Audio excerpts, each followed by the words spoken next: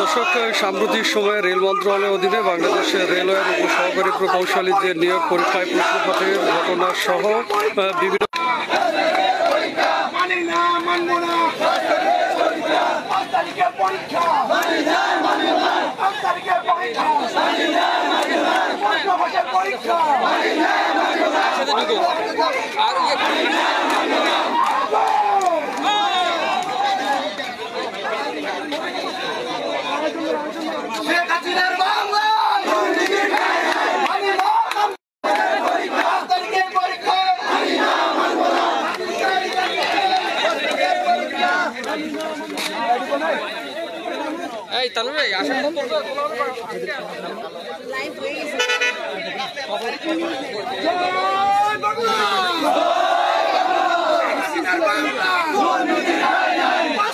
পরীক্ষা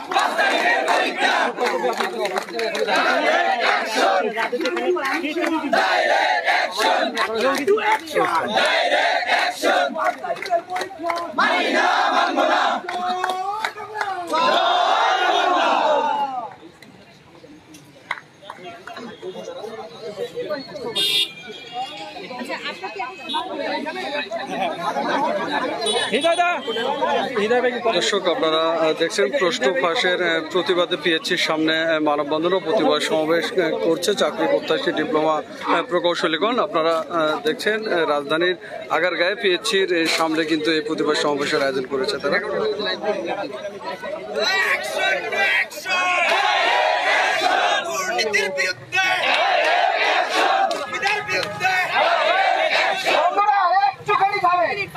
আমাদের যে সংগ্রামী বন্ধুরা আছে তারা আমরা বক্তব্যগুলো রাখি সাংবাদিক গণমাধ্যমের সামনে। তো সেখানে আমি প্রথমে ডাকছি আমাদের দাদা শতদা, আসুন আপনি কিছু বলুন। ওখান থেকে বললে হবে।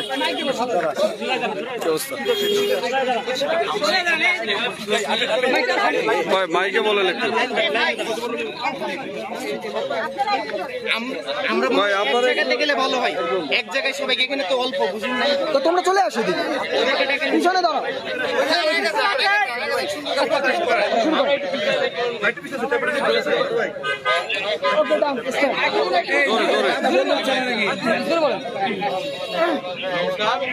আমরা এখানে আমাদের একটা সমস্যার কারণে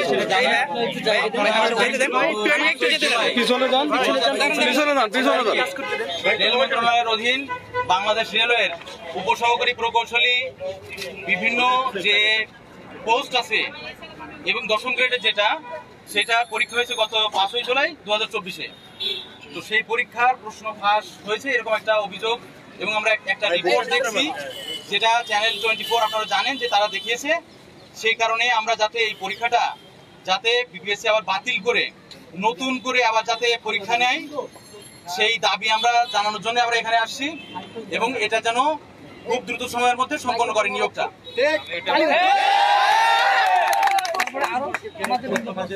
আর যারা প্রশ্ন ফাঁসে জড়িত সেই সমস্ত যারা আছে তাদেরকে আমরা আইনের আওতায় নিয়ে আসার জন্য দাবি জানাচ্ছি।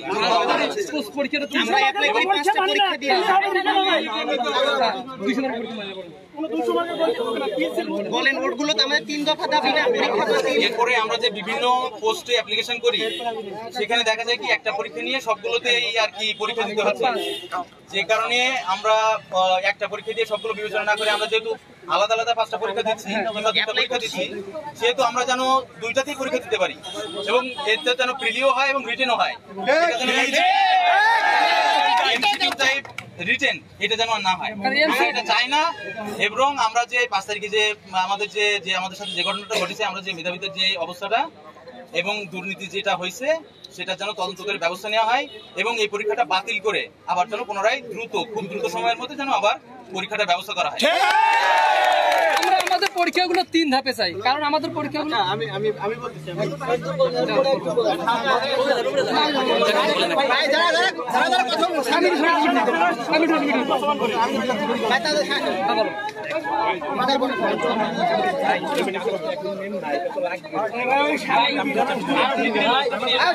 শুরু করো। সবাই চুপ করেন ভাই, সবাই চুপ করি, সবাই চুপ করি। আচ্ছা, প্রথমত আমি ধন্যবাদ জানাচ্ছি সকল মিডিয়ার সকল ভাইরা আজকে আমাদের আন্দোলনে কভারেজ করতে আসছেন, তাদেরকে অসংখ্য ধন্যবাদ। আপনারা জানেন পিএসসি একটি সাংবিধানিক প্রতিষ্ঠান, আমাদের সবার আস্থা ভালোবাসার জায়গা হয়েছে পিএসসি। কিন্তু বিগত কিছুদিন ধরে আমরা বিভিন্ন মাধ্যমে শুনছি যে কোশ্চেন আউট হয়, যার কোনো প্রমাণ ছিল না।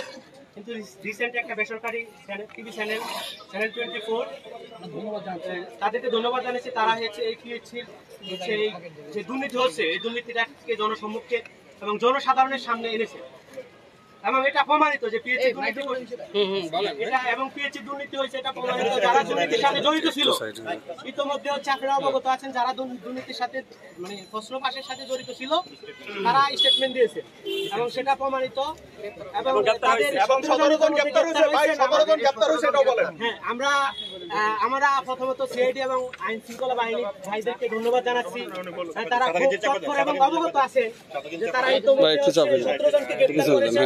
এই জন্য আমরা আমাদের সাধারণ ছাত্রছাত্রীদের পক্ষ থেকে, চাকরি প্রত্যাশীদের পক্ষ থেকে আমরা আইন শৃঙ্খলা ভাইদের অসংখ্য ধন্যবাদ জানাচ্ছি। কারণ এখন আপনারা অবগত আছেন যে হচ্ছে পোস্ট ছিল 616 জন, 516টা পোস্ট ছিল, 516টা। এর ভিতরে কোশ্চেন আউট হচ্ছে প্রায় 700-800 ওনাদের ইয়াতে। তাহলে বুঝছেন, তাহলে একটা পরীক্ষায় যদি 515টা পোস্টে যদি 700-800 কোশ্চেন বিক্রি হয়, তাহলে জেনারেল যে প্রার্থী এরা মেধাবী ছাত্রছাত্রী এরা কোথায় যাবে? দিনের পর দিন পরিশ্রম করে এরা পড়াশোনা করতেছে, এত বছর ধরে মেধাবী স্টুডেন্ট গুলো তারা বঞ্চিত এবং খুব ভালো মার্ক পায়ও তারা হচ্ছে দুর্নীতিবাজদের সাথে যুক্ত হইতে পারতেছে না, টিকতে পারতেছে না। এই জন্য আমাদের হচ্ছে আজকে আমরা 3 দফা দাবি নিয়ে আসছি। সেটা হচ্ছে যে রেলওয়ের কোশ্চেন যেহেতু ফাঁস হয়েছে এবং যার প্রমাণও আছে আমাদের কাছে এবং মিডিয়া ভাইদের কাছে, সেহেতু রেলওয়ের পরীক্ষা বাতিল করে পুনরায় পরীক্ষা নেওয়ার জন্য আহ্বান জানাচ্ছি। দ্বিতীয়ত হচ্ছে যে যতগুলো আবেদন পিএসসি এখন যেটা করতেছে, আবেদন করে আলাদা আলাদা টাকা নেই, 5টা পরীক্ষা নেই, এইটা আমরা মানি না, এইটা আমরা মানি না। 5টা পরীক্ষা আমি দাবি করে শেষ করি। 5টা না ভাই, 7টা পরীক্ষা, 7টা পরীক্ষা, 7টা পরীক্ষা। এই থামি কি হইছে?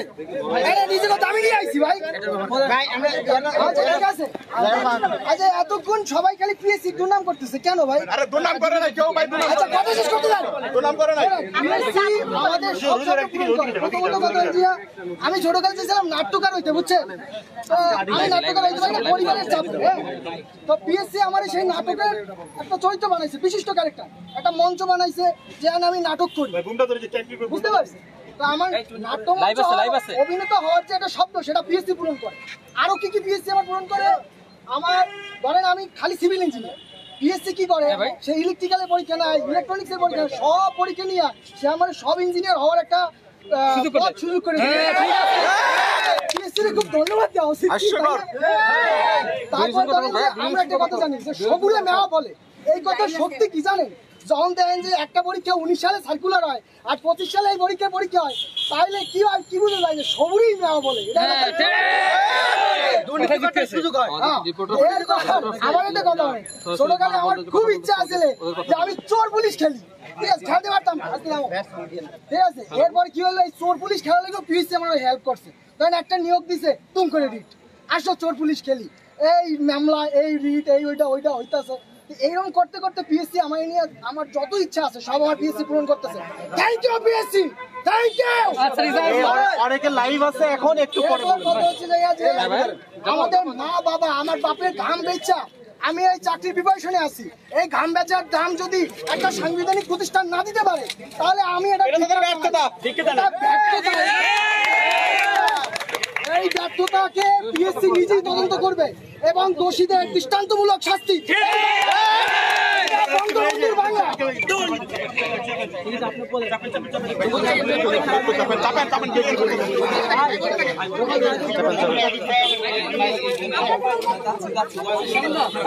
একটা বিষয় আমি একটু কথা বলতে চাই।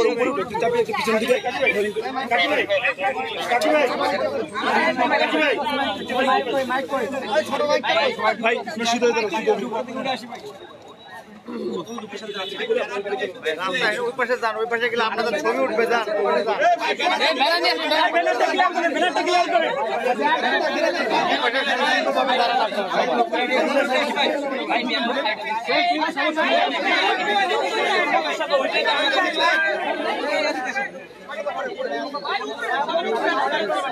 একটা বিষয় দুঃখের সাথে অবশ্যই